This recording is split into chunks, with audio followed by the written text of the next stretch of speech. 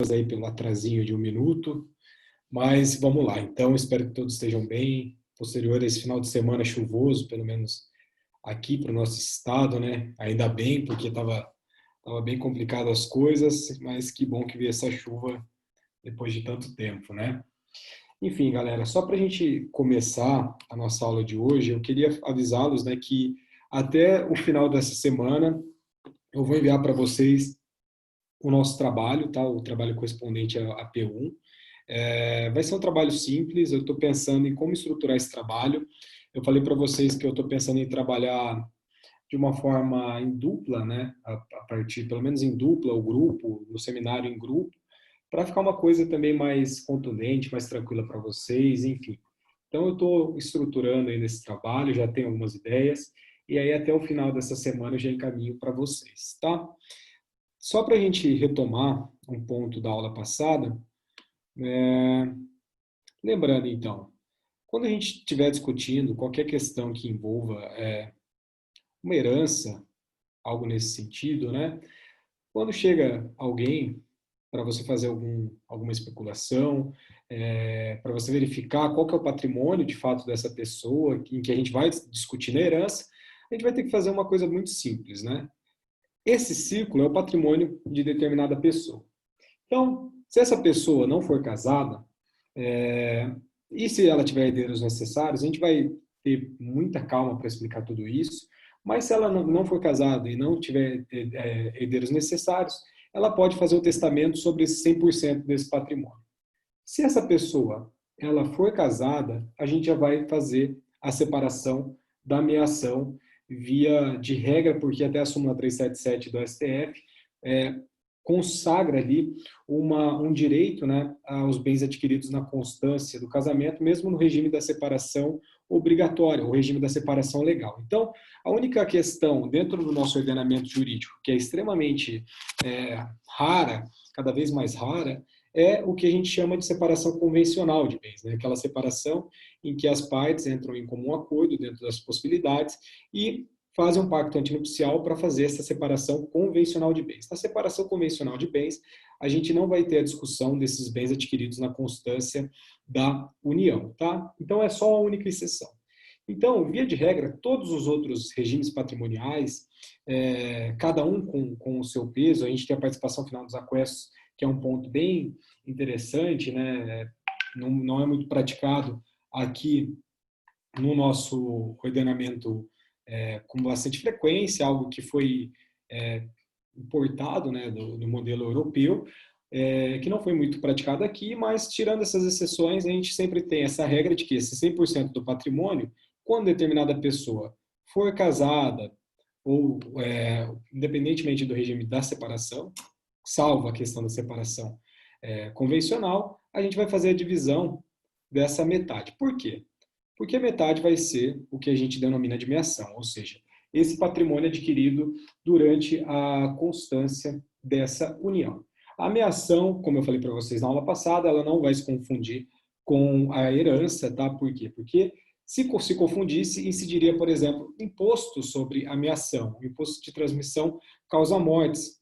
Mas, como eu falei para vocês, esse imposto não incide, motivo pelo qual a gente pode falar com tranquilidade que a meação não se confunde, entre outros motivos, mas essa é uma forma muito explícita, né, do porquê a gente não pode confundir, sob nenhum argumento, essa confusão acerca da meação e da herança, tá? Então, feita a separação da meação, a gente avança para outras duas coisas. Por quê? Porque a gente vai reservar o quê? Dentro desses 50% restante, a gente tem a meação do falecido ou da falecida. Vamos supor que nesse caso a gente não tenha patrimônio particular dessa pessoa. Se tiver patrimônio particular, a gente vai acrescentar essa meação dessa pessoa que faleceu, mais o patrimônio particular, e isso a gente tem um nome, né, que é o nosso monte-mor. Mas vamos supor, né, num primeiro momento, em que essa pessoa não tenha deixado bens particulares para se discutir. Então, o que se faz? Se faz uma outra divisão, ou seja, dos 50%, a gente transforma 25, 25. Por quê? Porque a gente tem herdeiro necessário.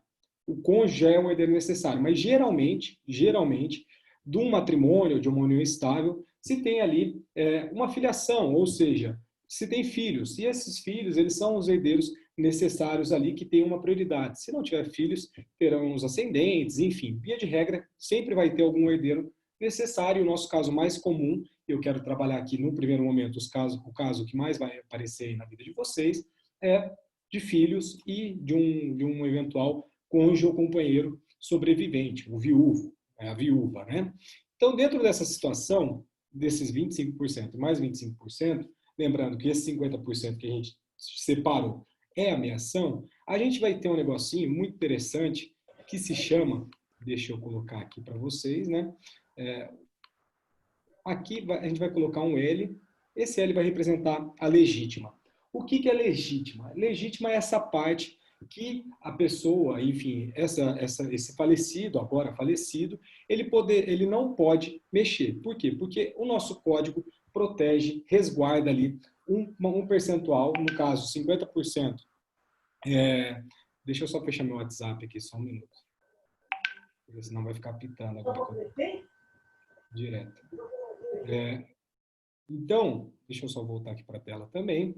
Então, quando a gente está diante, né, dessa figura dos herdeiros necessários, dentro desses 50%, que são os 100% possíveis ali do patrimônio desse falecido, esse falecido não pode, em vida, fazer o testamento. Tá? O nosso código ele protege esses 25%, que na verdade é 50% do patrimônio do falecido. Por quê? Porque existem herdeiros necessários.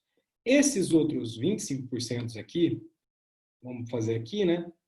Esses 25%, essa pessoa que faleceu, em vida, ela poderia dispor da forma que ela bem entendesse essa parte do patrimônio. Então, entendam que chegou lá, no caso, no seu escritório, vamos supor, patrimônio de 200 mil, se faz a meação aqui, né? Essa daqui é a nossa meação. Essa meação vai representar os 100 mil reais. Essa legítima a gente vai separar para 50 mil reais e os outros 50 mil reais essa pessoa poderia ali dispor da maneira que bem entendesse. Por exemplo, fazer uma doação para uma instituição de caridade, enfim, doar para um terceiro, ela pode dispor da maneira que bem entender, mas ela não poderia dispor desses 50% restantes, que seria a meação desse falecido. A gente vai depois avançar para verificar, por exemplo, no regime da comunhão parcial de bens. Quando tem bens particulares, essa pessoa, esse cônjuge sobrevivente, essa companheira sobrevivente, ela tem direito à concorrência com os descendentes, com os ascendentes, nesses bens particulares, ou seja, além desse patrimônio da meação, desse patrimônio comum, essa pessoa será que teria direito à parte desses outros bens particulares? Só que eu não quero confundir vocês, por isso, então, eu só queria deixar bem claro para vocês, nesse primeiro momento da aula, esse desenho que eu tentei fazer para vocês na aula passada, e eu vi que ficou um negócio meio confuso, então eu optei por refazê-lo e acho que agora ficou um pouco mais claro, tá? Então, avançando aqui nas nossas questões, e a gente vai fazer uma revisão, né, do todo, principalmente na questão do patrimônio, que a gente está discutindo o patrimônio, né? Então a gente retoma ali alguns aspectos do patrimônio da nossa aula de Direito das Famílias, mas vocês sabem que os noivos ali, antes de fazer o casamento, eles escolhem o regime de bens, né? Eles podem adotar o regime que bem entenderem, ser melhor ali para a condição de vida que eles têm, e a gente tem ali a figura do pacto antinupcial, né? Então, a nossa lei ela vai conceder direitos sucessórios a depender do regime de bens do casamento.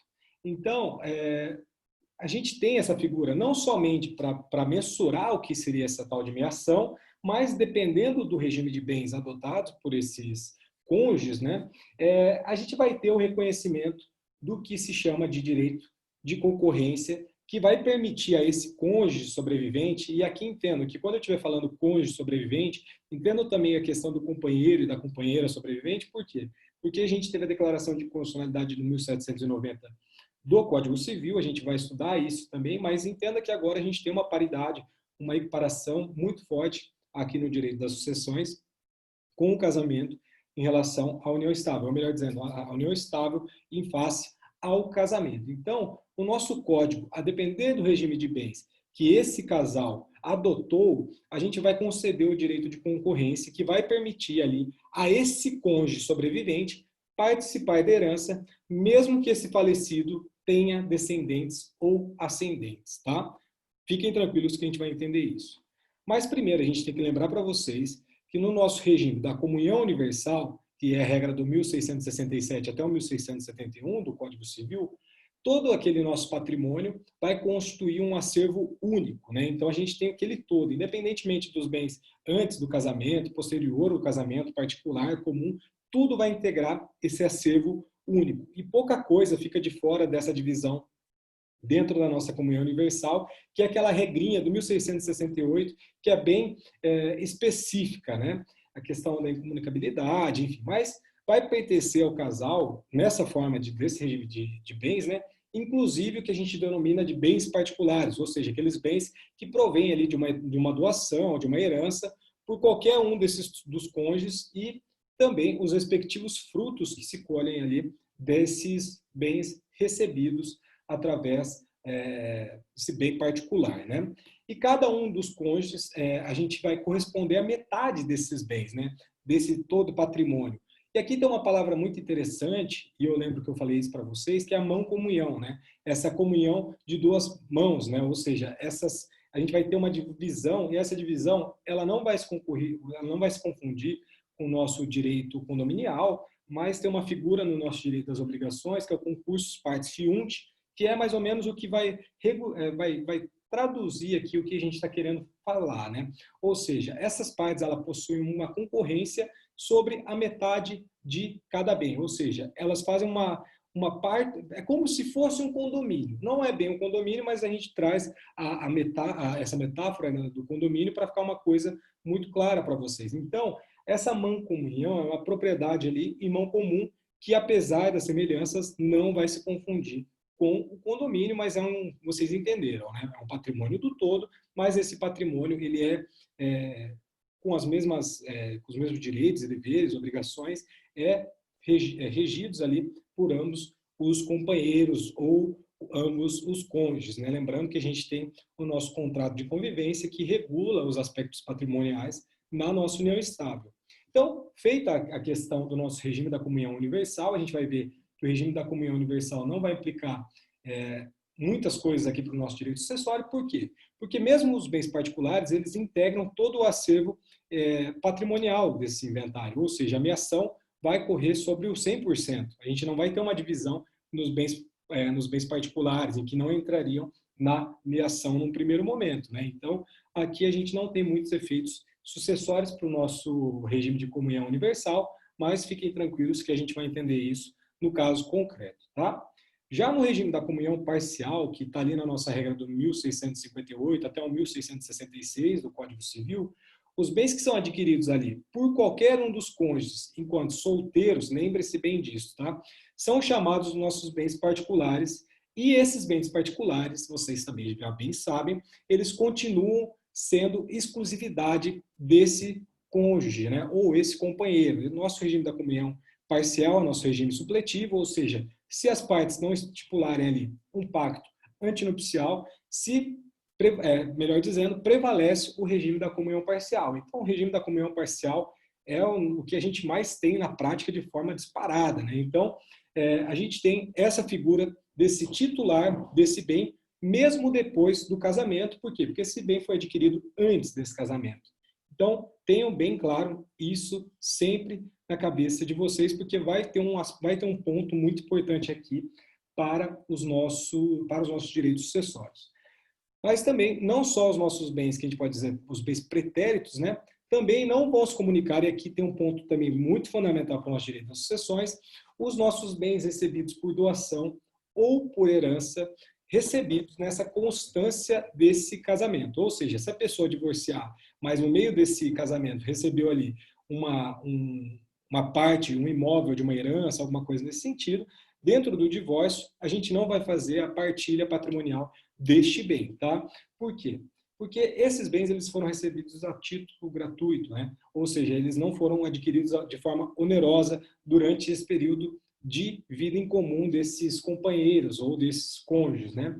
E quando a gente tem a aquisição de forma onerosa de qualquer bem ali, lembrando que tem algumas exceções, por exemplo, você utilizar 100% do valor para adquirir um outro patrimônio, mas isso daí, assim, a gente não pode se apegar nas exceções. As exceções são pegadinhas, mas as pegadinhas hoje, via de regra, acabam não se apresentando mais em concursos públicos, né? A gente tem mais letra da lei numa primeira fase, então, tanto é que a pegadinha é um método, uma tentativa metodológica extremamente ultrapassada, né? Então, por exemplo, nas minhas provas, se tiver alguma pegadinha, vocês podem falar comigo, porque, enfim, eu traduzi a pergunta de forma errada, mas vocês têm que entender que bens adquiridos na constância dessa união, se for a título oneroso ali, enfim, a gente tem a divisão desses bens. Sendo bens adquiridos anterior a esse casamento, anterior à união estável, lembrando que a união estável se aplica também à comunhão parcial, como regime supletivo, a gente também tem aqui aquela figura dos bens pretéritos, né, os bens anteriores ao casamento, tá? Então, lembrando também, no regime da comunhão parcial, a gente presume o esforço comum, então a gente não discute, eu ainda vejo alguns colegas de profissão fazendo isso, mas a gente não discute mais questão de culpa, primeiro, no divórcio, né, desde a emenda constitucional 66, mas também a gente tem uma presunção de esforço comum. Então, não adianta colocar lá a parte, juntar os boletos no nome, falando, pagou tudo. Não importa.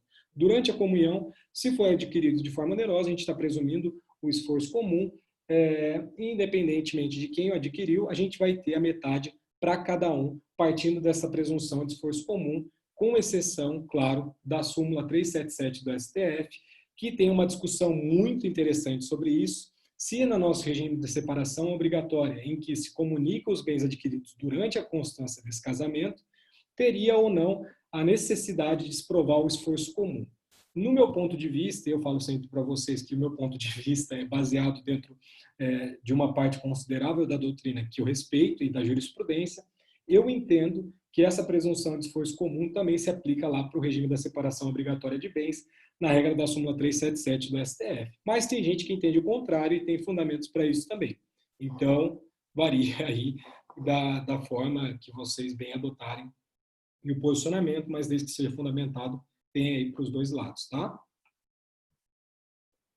Deixa eu só aceitar aqui mais um.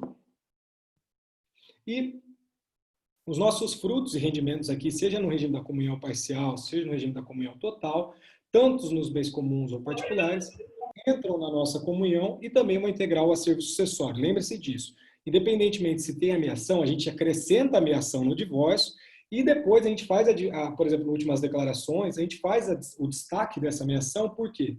Porque o valor da causa do inventário já tem a separação da ameação e quando a gente estudar o processo, né, aqui a gente vai entender esse ponto, tá? No regime da participação final dos aquestos, que é o regime mais incomum, vamos dizer assim, que é a regra do 1672 até o 1686 do Código Civil, a gente tem também a regra da nossa incomunicabilidade dos bens particulares, tá?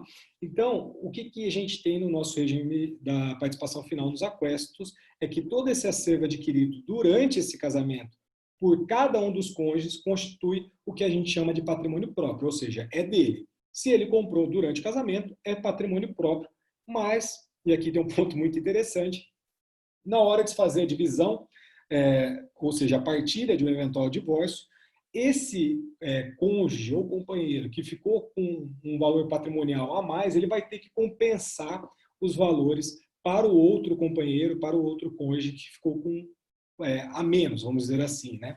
Então, a gente não vai estar discutindo a divisão, né, desses bens, mas de fazer uma compensação se for desigual esse patrimônio que foi adquirido ali, ou seja, esse patrimônio amealhado, tá?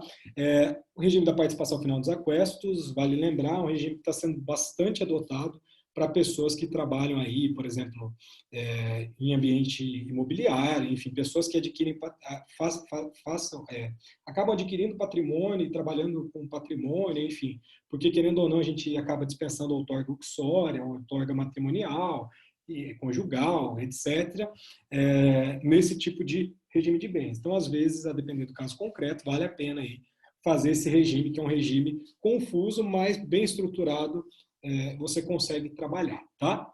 E no nosso regime da separação convencional de bens, na regra do 1687 até o 1688, ou seja, aqueles dois artiguinhos, os bens de cada cônjuge, sejam eles pretéritos ou sejam futuros, vai pertencer com exclusividade para esse cônjuge que comprou. Nesse regime da separação convencional de bens, o que a gente tem é a inexistência de meação, mas sim, e a gente vai entender isso, vai existir o direito de concorrência sucessória. A gente vai entender isso mais para frente. Eu vou deixar isso para entender um pouquinho mais na questão do regime da separação convencional de bens, mas a gente tem a inexistência da meação, mais um direito ali dessa concorrência sucessória.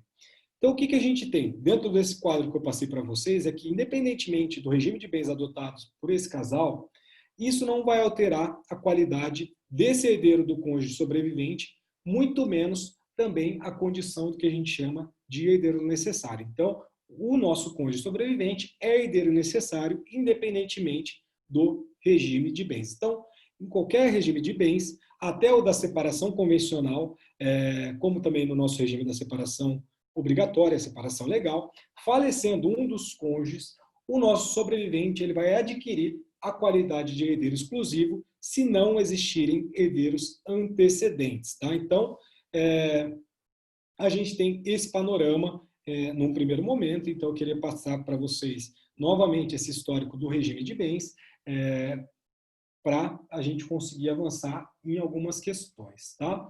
Então, feita essa breve análise geral, né, acerca dos regimes de bens patrimoniais do casamento, e essa condição de herdeiro necessário para esse cônjuge, independentemente do regime adotado, vale a pena destacar, e aqui surgem inúmeros casos na prática, né, acerca da separação de fato, ou seja, imaginemos que eventual casal já estavam separados de fato na época do falecimento desse companheiro, desse cônjuge, né, melhor dizendo, a nossa lei estabelece, e aqui é muito interessante, né, dentro do artigo 1830, e deixa eu abrir o artigo 1830 aqui, para fazer a leitura rapidinho.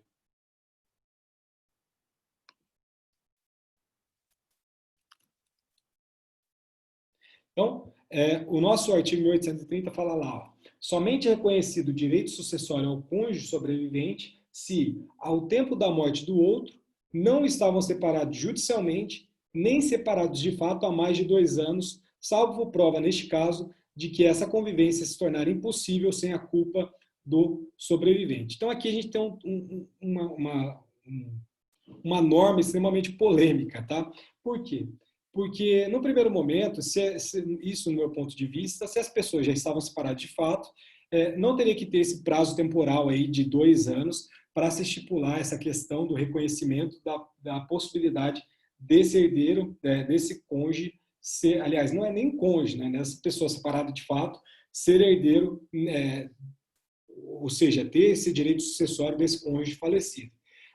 Aqui também a gente tem a questão da separação judicial. Lembre-se que a separação judicial ela deixou de existir, né, com a nossa emenda constitucional 66 de 2010. E aqui, essa questão que aparece também é a palavra culpa. Né? A gente falou também, de forma incansável, dentro do nosso direito das famílias, que o instituto da culpa ela não prevalece mais no nosso direito das famílias, nosso direito matrimonial, salvo a exceção do casamento putativo, que é aquele casamento ali que é nulo ou anulável, mas que a gente está discutindo a boa-fé, e o casamento putativo aqui sim, vamos supor, se a pessoa vem a falecer e o casamento é declarado nulo ou anulável, e esse casamento foi feito ali de boa-fé, a gente tem sim os direitos sucessórios transmitidos para esse cônjuge sobrevivente ou não. Mas a gente tem essa norma da separação de fato. E, incrivelmente, tem muito tribunal que ainda aplica essa norma do 1830. Tá? Então, esse 1830 ele ainda existe, ele ainda tem uma aplicação desse reconhecimento de fato, dessa separação de fato, dentro desse prazo de 2 anos. Mas isso tende a, você sabe, a deixar de existir durante o tempo. Né? Aliás, é raro, cada vez mais rara, né, as decisões nesse sentido, porque não faz...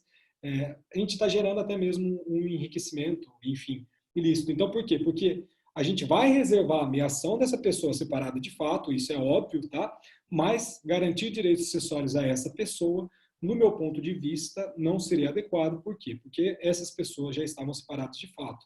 E a separação de fato tende até mesmo a ter um peso mais significativo para o nosso direito patrimonial do que a separação judicial. Para isso, basta lembrar que, por exemplo, quando a gente está discutindo ali a divisão do patrimônio feito no divórcio, a gente vai discutir os bens adquiridos durante a constância desse casamento, e não os bens, por exemplo, a pessoa separou de fato em abril desse ano.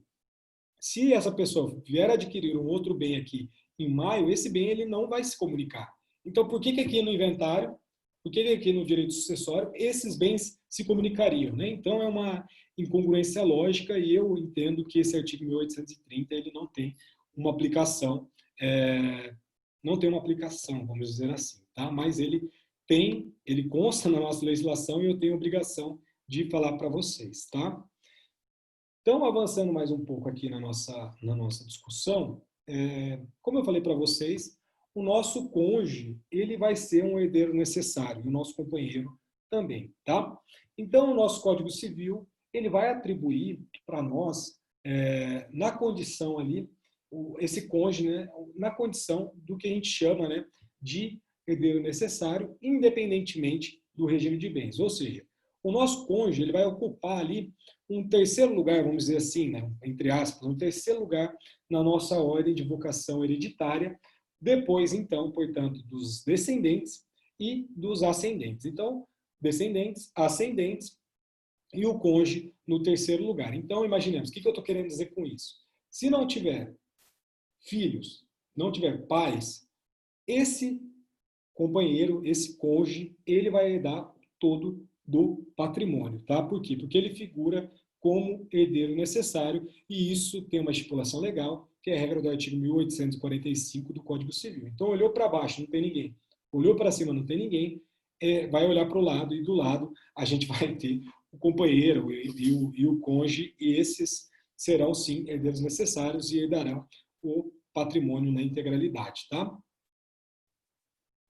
Vale dizer que isso também não vai afetar a meação, a gente faz o destaque da meação e, se for o caso, a gente engloba o monte mora, ou seja, os 50% da meação do falecido, mais eventuais patrimônios, bens particulares, tá? Que é o nosso monte mora. Então, quando do falecimento de um dos cônjuges, na ausência desses descendentes e dos ascendentes, a herança será, sim, transmitida para o viúvo e para a viúva. Então, ele vai herdar a nossa integralidade desse patrimônio, independentemente do regime de bens. Então, até mesmo na separação convencional de bens, a gente tem, sim, a possibilidade desse herdeiro, que é um herdeiro necessário, esse cônjuge, herdar os 100% desse patrimônio, tá? Aí a gente pode discutir a questão da deserdação, né, que é a regra isso dentro do nosso direito das sucessões, a gente vai estudar com mais calma, né?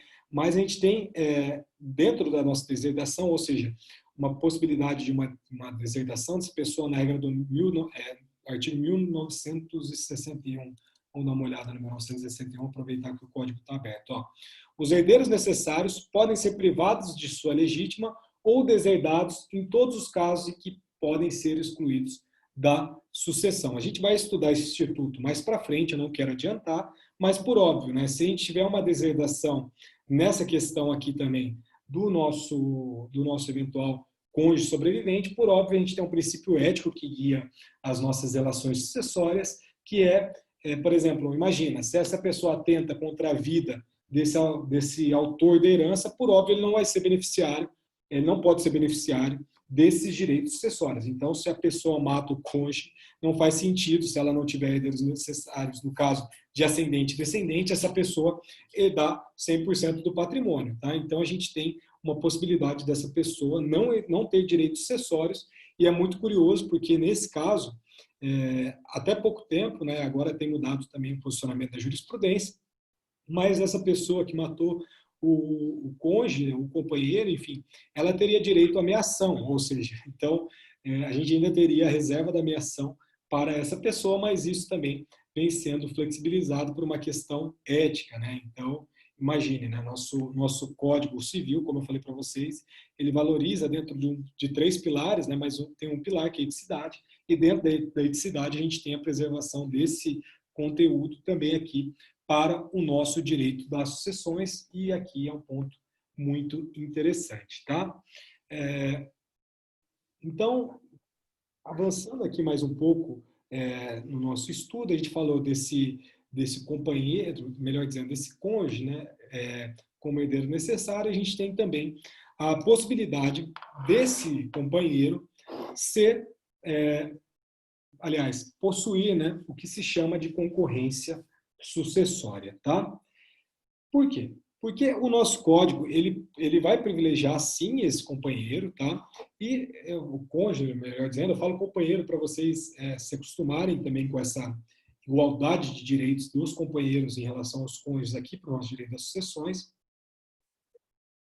Mas os benefícios desse cônjuge sobrevivente vão muito além ali de herdeiro necessário, tá? Por quê? Porque só ser herdeiro necessário não quer garantir nada. Por exemplo, o grau mais próximo vai excluir o mais remoto, lembre-se disso, né?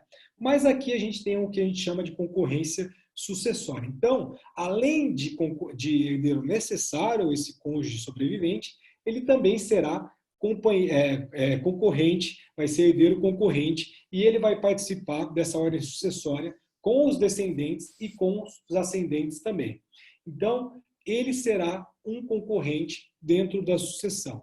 E aqui a gente tem um termo que é a nossa concorrência sucessória, então anotem isso na cabeça de vocês. A gente tem o cônjuge sobrevivente como um herdeiro necessário, e além de herdeiro necessário, ele tem uma posição mais privilegiada, porque ele também concorre dentro Professor, da sucessão. Oi? só uma pergunta aqui. No caso aí da separação total de bens,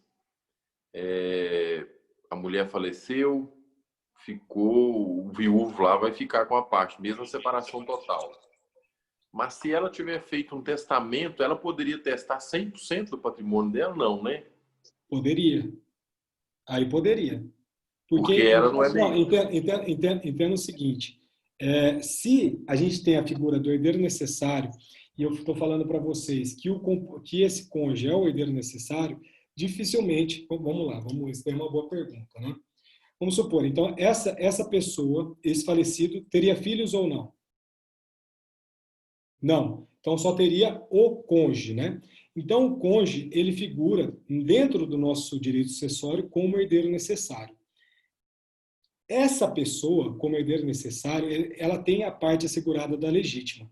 Então, em tese, ele não poderia testar sobre os 100%. Só que ele poderia doar. Então, aí tem uma questão interessante, né?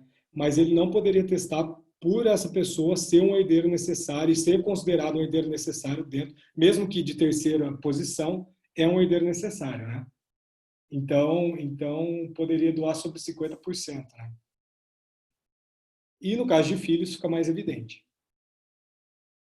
Então essa pessoa ela pode vender, pode fazer o que bem entender, mas aqui é interessante porque a gente tem ali até uma incongruência dentro do nosso sistema, né? Porque em tese essa pessoa, como é patrimônio particular, ela poderia dar a destinação que bem entender. Mas como é um caso em que existe um herdeiro necessário, a gente faz a reserva desses 50%, tá? Mas essa pergunta, ela é muito interessante. Eu vou confirmar essa minha resposta, tá? Na aula que vem, que é amanhã, aí eu repasso. Isso é uma posição que eu tenho em mente, mas eu confirmo e passo amanhã, porque querendo ou não, é um ponto muito interessante mesmo, tá? Mas amanhã eu confirmo. Mas eu acho que é mais ou menos nesse sentido, porque é letra da lei, sabe? Então, dificilmente vai existir uma incongruência nesse sentido, tá? Mas obrigado pela pergunta, Alisson. Amanhã, então, a gente confirma isso daí que eu falei, tá? Então, voltando aqui para a nossa concorrência sucessória, esse cônjuge, né, sobrevivente, além dele ter uma posição privilegiada, que é esse herdeiro necessário, ele será também concorrente sucessório. O que eu estou querendo dizer com isso? Ele vai concorrer com os descendentes e com os ascendentes. Então, caso o falecido tenha descendentes, o direito desse cônjuge sobrevivente será sobre a fração dos bens particulares, e isso dependerá do regime de bens do casamento, e isso é uma regra do inciso 1º do artigo 1829 do Código Civil. Quando os herdeiros forem os ascendentes, O direito de concorrência existe sempre, independentemente do regime de bens. E aqui eu vou explicar para vocês, dentro de um quadro, a modalidade mais comum, né, que a gente tem é que, voltamos a esse desenho que eu fiz aqui para vocês. Né? A gente tem, então, esse patrimônio desse falecido. Deixa eu só colocar aqui, então, é o patrimônio. Né? Então, o que é a primeira coisa que a gente faz? Que a gente fez, melhor dizendo, no primeiro momento, separar aqui a meação. Feita a separação da meação, a gente tem aqui a figura da legítima, quando tem herdeiros necessários, e aqui esse patrimônio em que a pessoa poderia fazer, testar, enfim, poderia dispor da maneira que bem entendesse acerca desse patrimônio. Enfim, vamos dar um caso concreto. Imaginemos que essa pessoa ela era casada no regime de comunhão parcial de bens, regime da comunhão parcial de bens, ou seja, os bens que foram adquiridos, no caso que eu dei aqui como exemplo, era R$200 mil, né, um patrimônio de R$200 mil, em que se fez a meação de R$100 mil, tá? E ali a gente fez a divisão de R$100 mil. Então, deixa eu só apagar aqui uma questão, né? Então, vamos imaginar o seguinte, a gente fez essa meação já, que são os R$100 mil que foi desse bem adquirido durante ali esse casamento. R$100 mil. Vamos imaginar que essa pessoa, e isso é o mais comum que a gente tem, tá? Vamos imaginar que essa pessoa também não fez um testamento em vida, ou seja, ela não dispôs desses 50% do patrimônio disponível, né? Nosso PD, o nosso patrimônio disponível, que a gente poderia fazer o que bem entendesse. Então, a gente tem 50% dessa meação para os herdeiros, tá? Então, esse 50% dessa meação estará para os herdeiros aqui, tá? Quem seriam os herdeiros? Dentro desse caso, imaginemos que são os dois filhos, que esse casal tenha dois filhos, tá? Então, dentro dessa possibilidade, para os bens comuns, o que a gente tem? Feita a meação, a gente vai pegar esse 50% da meação desse falecido e, no nosso caso concreto, como são dois herdeiros, o que a gente vai fazer? A gente vai colocar e vai dividir essa meação em duas partes, tá? Por quê? Porque esse cônjuge sobrevivente, para os bens comuns, ele terá direito à meação dele. Ponto. Então, esse patrimônio de R$200 mil, dentro desse exemplo que eu estou dando para vocês, a gente tem a divisão de R$100 mil, que é direito da meação desse cônjuge sobrevivente, e os outros R$100 mil partilháveis ali, distribuídos 50% para cada filho. R$100 mil, 50% para cada filho. Mas imaginemos, por enquanto está muito simples, mas imaginemos aqui que antes desse casamento, tá? Ou seja, esse casamento foi feito lá em 2011, só que em 2009 o de cujos, né, ele acabou comprando ali um imóvel privado, né? Ou seja, esse bem particular, esse bem próprio, tá? Esse bem particular, que aqui vamos colocar aqui um exemplo também de R$150 mil, vamos lá. R$150 mil, que é um patrimônio particular, ou seja, um patrimônio adquirido anterior à constituição desse casamento. Então, imaginemos, a gente tem um regime de comunhão parcial de bens, ou seja, essa pessoa, durante todo ali esse período de convivência, esse período do casamento, que todos os bens adquiridos de forma onerosa se partilham metade, a gente tem a reserva da meação para o cônjuge sobrevivente e a distribuição em duas partes iguais para a meação deste falecido. Esse imóvel que foi adquirido antes do casamento, ou seja, o bem próprio, se essa pessoa estivesse viva, ela poderia ali vender sem maiores dificuldades, como que ficaria esse patrimônio dessa pessoa dentro desse inventário? O nosso cônjuge, né, ele vai concorrer com os herdeiros necessários, no caso, os herdeiros descendentes, ou seja, a gente tem o caso de dois filhos. Então, esse cônjuge concorrerá com os herdeiros que são os filhos descendentes, tá? Essa filiação, tá? Tem uma questão de um quarto, mas a gente vai entender isso também mais para frente, a gente precisa entender o básico nesse primeiro momento, mas o que a gente está querendo dizer? Então, só para relembrá-los, a gente tem um patrimônio comum, de R$200.000. Então, vamos imaginar aqui que Maria, vamos imaginar que é a mulher que é o cônjuge sobrevivente, ela já tem R$100.000 reservados da minha ação. Deixa eu girar a câmera aqui, porque senão vai me atrapalhar. R$100.000 dessa minha ação. Aí, o Júnior, dentro da minha ação, ele tem R$50.000. E o Joãozinho terá os outros R$50.000 dessa minha ação, tá? Então, do bem comum, desse bem imóvel comum, a gente tem ali a questão dos R$100.000 da minha ação da Maria, R$50.000 para Júnior e R$50.000 para Joãozinho. Mas não vai parar por aqui. Por quê? Porque a gente tem o patrimônio particular desse falecido. Então, o que a gente vai fazer com esse patrimônio particular desse falecido? Como é bem próprio dele, esse cônjuge, dentro do regime da comunhão parcial de bens, ele concorrerá de forma igual com os herdeiros ali, os descendentes. Então, o que vai acontecer aqui?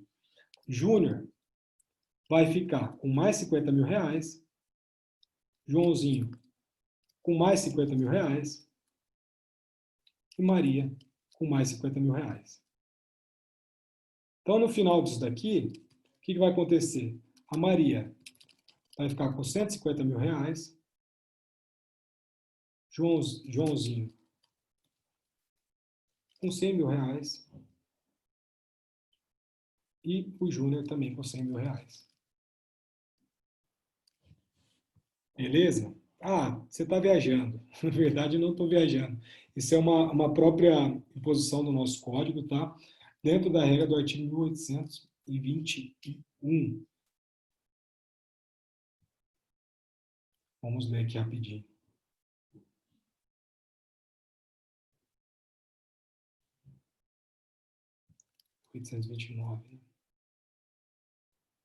Então, vai falar lá, artigo 1829. A sucessão legítima defere-se na ordem seguinte. Inciso 1º, que é esse caso aqui.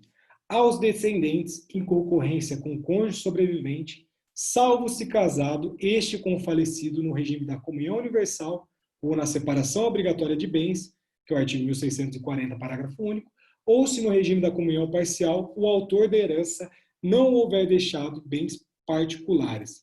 Então, aqui a gente abre também uma outra possibilidade de discussão. Por quê? Porque a nossa lei, ali no final, ela fala, não tiver deixado outros bens particulares. Então, isso poderia dar uma margem de interpretação no sentido de que, se essa pessoa possui bens comuns, esse cônjuge sobrevivente, ele não teria direito a nada. Só que isso não é a aplicação que a gente tem na forma majoritária da jurisprudência, tá?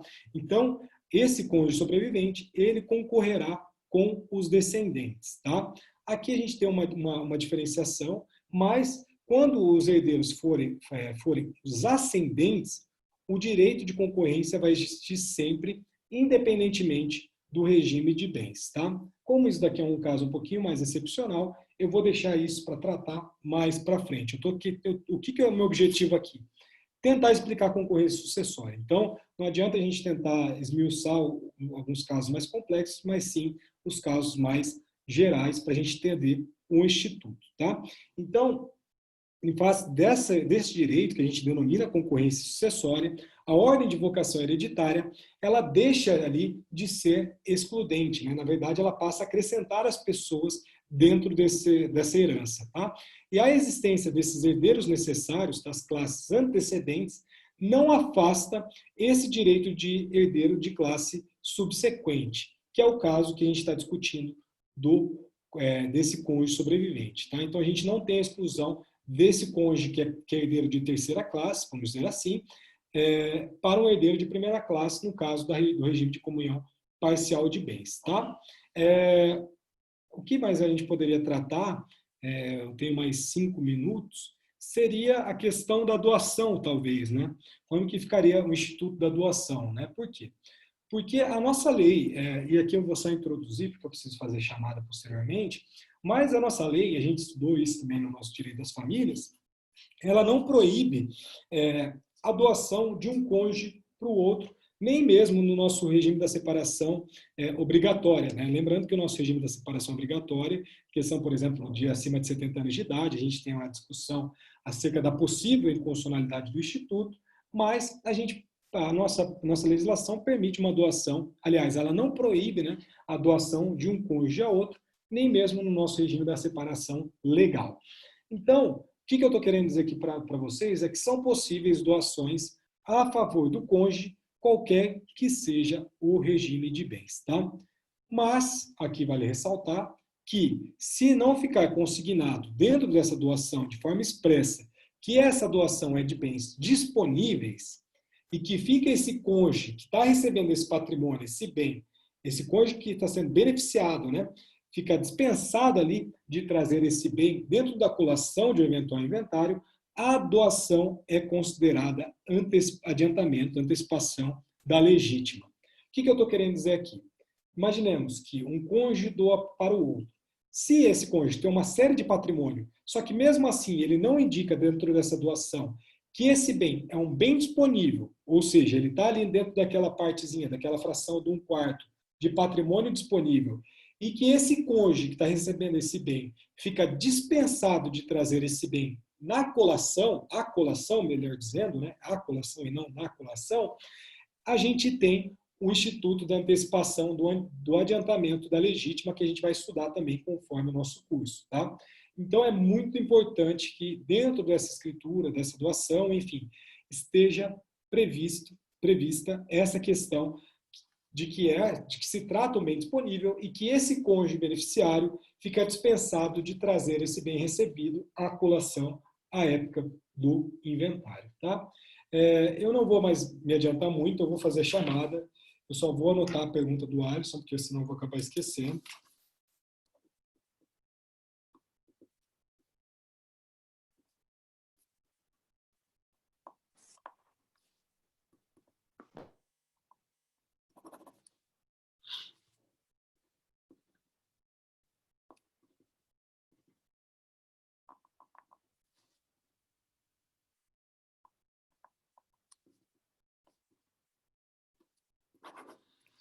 Eu tenho certeza que vai ter pelo menos vai ter posicionamento dos dois lados aí. Então, mas eu acho que o meu vai prevalecer, mas eu tenho que trazer isso de uma forma mais detalhada para vocês, tá?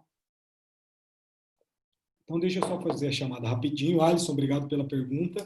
Se alguém também tiver mais alguma outra pergunta, por favor, mandem por aqui, tá? Ou qualquer coisa, pode mandar também lá no grupo, em decorrência do horário. Mas deixa eu fazer a chamadinha aqui rapidinho.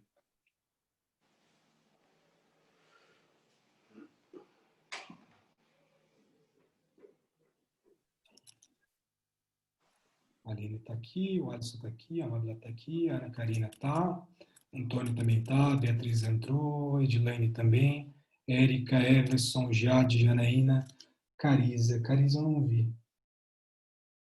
Cariza não está. Gil também não. Como é que está a internet aí de vocês? Tá tranquila? Para mim tá tranquila a minha. A minha não tá boa, não, professor. Tá travando, mas deu para acompanhar, mas tá muito ruim aqui. A minha tá funcionando. Professor, a minha também não tá muito boa, não. O Mauro entrou, Pedro está por aí também. Beleza, então. Galera, obrigado. Professor, viu? você me esqueceu. Quem? Maiara. Não, eu anotei aqui. Notou? Ah, então tá bom. Beleza? Beleza. Então, boa noite aí para vocês. Obrigado pela aula. Boa noite, professor. E boa segunda aula aí. A gente se encontra amanhã, se Deus quiser. Bom descanso, bons estudos, né? Não é bom descanso por enquanto, não. Até amanhã. Obrigado, viu? Até amanhã. Tchau, tchau. Boa noite.